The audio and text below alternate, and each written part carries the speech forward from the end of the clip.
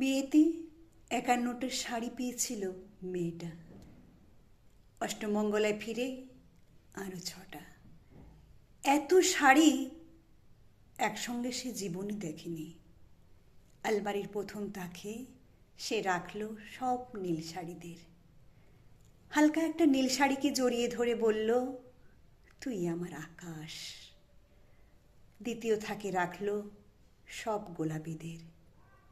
একটা গোলাপিকে জড়িয়ে সে বলল, তুই আমার অভিমান। তৃতীয় থাকে ৩টে ময়ূর, যেন ৩ দিক থেকে ছুটে আসা সুখ। তেজপাতা রং যে শাড়িটার, তার নাম দিল বিষাদ। সারা বছর সে শুধু শাড়ি উপহার পেল। এত শাড়ি সে কি করে এক জীবনে পরবে?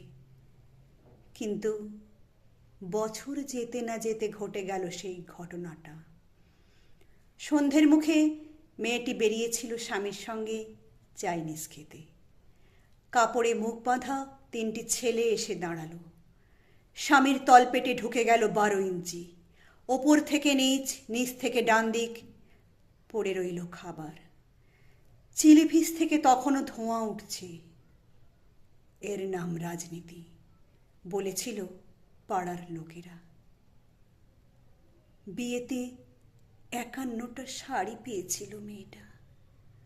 অষ্টমঙ্গলায় ফিরে আরও ৬টা। একদিন দুপুরে শাশুড়ি ঘুমিয়ে সমস্ত শাড়ি বের করে ৬তলার বারান্দা থেকে উড়িয়ে দিল নিচের পৃথিবীতে। শাশুড়ি পরিয়ে দিয়েছেন তাকে সাদা থান। ১৯ বছরের একটা মেয়ে, সে একা। কিন্তু সেই থানও এক ঝটকায় খুলে নিল ৩ জন পাড়ার মোড়ে। একটি সদ্য নগ্ন বিধবা মেয়ে দৌড়াচ্ছে আর চিৎকার করছে, বাঁচাও বাঁচাও। পেছনে ৩ জন। সে কি উল্লাস! নির্বাক পাড়ার লোকেরা।